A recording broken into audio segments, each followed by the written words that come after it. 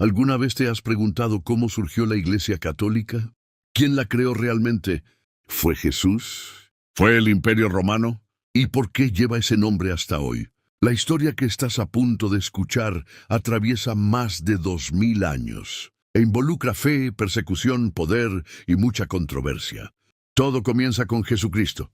Alrededor del año 30 después de Cristo, en la región de lo que hoy es Israel, que en ese entonces formaba parte del Imperio Romano, Jesús predicaba amor, perdón y una nueva forma de relacionarse con Dios. Pero sus ideas incomodaron a las autoridades religiosas y políticas. Fue condenado y crucificado.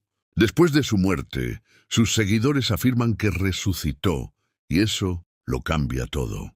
Sus discípulos, llamados apóstoles, comienzan a difundir su mensaje. Uno de los nombres más importantes en ese momento es Pedro, considerado por muchos como el primer líder de la Iglesia.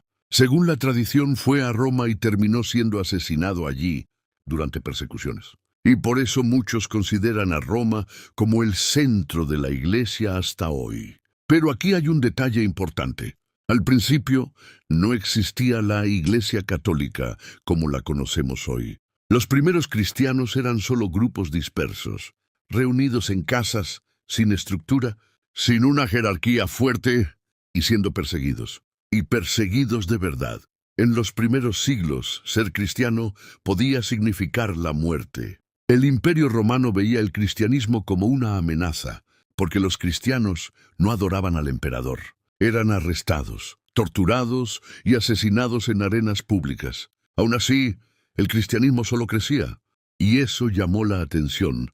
Ahora viene una parte que poca gente entiende. El término católica no existía desde el principio. Proviene del griego katolikos, que significa universal. Este término comenzó a usarse alrededor del año 100 después de Cristo. La idea era diferenciar la Iglesia verdadera, que seguía las enseñanzas de los apóstoles, de otros grupos que estaban surgiendo con interpretaciones diferentes. Es decir, Iglesia Católica significaba la Iglesia universal para todos. Ahora presta atención porque aquí ocurre un giro gigantesco en la historia. En el año 313 después de Cristo, el emperador romano Constantino decreta el fin de la persecución a los cristianos mediante el Edicto de Milán.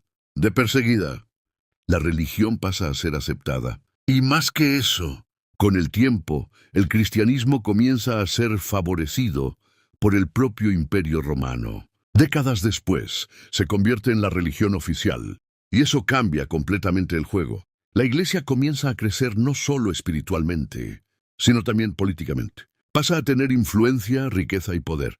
Los obispos ganan protagonismo, y el obispo de Roma, que luego será llamado Papa, adquiere cada vez más autoridad.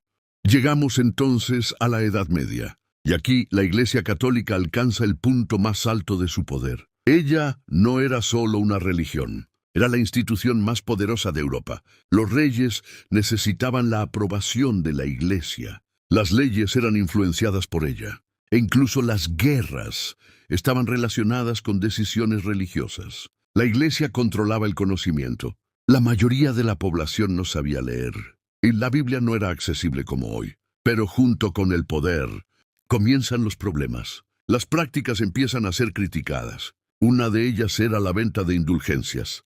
Básicamente, las personas pagaban creyendo que eso reducía los castigos por sus pecados. Esto generó indignación. Y es aquí donde surge uno de los mayores conflictos de la historia de la Iglesia. En el año 1517, un monje llamado Martín Lutero decide posicionarse. Critica varias prácticas de la Iglesia y propone cambios. Escribe sus famosas 95 tesis y difunde sus ideas. Esto da inicio a la Reforma Protestante.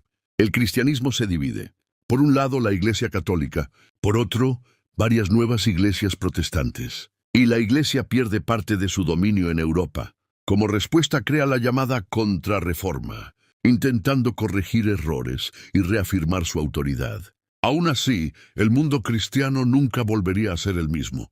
Con el paso de los siglos, la Iglesia sigue existiendo, influyente, pero enfrentando nuevos desafíos. Revoluciones, cambios culturales, avances de la ciencia y también críticas internas y externas. Hoy, la Iglesia Católica sigue siendo la mayor institución cristiana del mundo, con más de 1.000 millones de fieles. Está presente en prácticamente todos los países. Tiene influencia religiosa, cultural e incluso política, pero también enfrenta cuestionamientos, debates y la necesidad de adaptarse a los tiempos modernos. Al final, la Iglesia Católica no es solo una religión. Es una de las instituciones más antiguas e influyentes de la historia de la humanidad. Y entender su historia es entender gran parte de la historia del mundo. Ahora quiero saber tu opinión. ¿Crees que la Iglesia ayudó más o perjudicó a lo largo de la historia? Comenta aquí abajo. Y sigue el canal para más contenidos que te hacen pensar.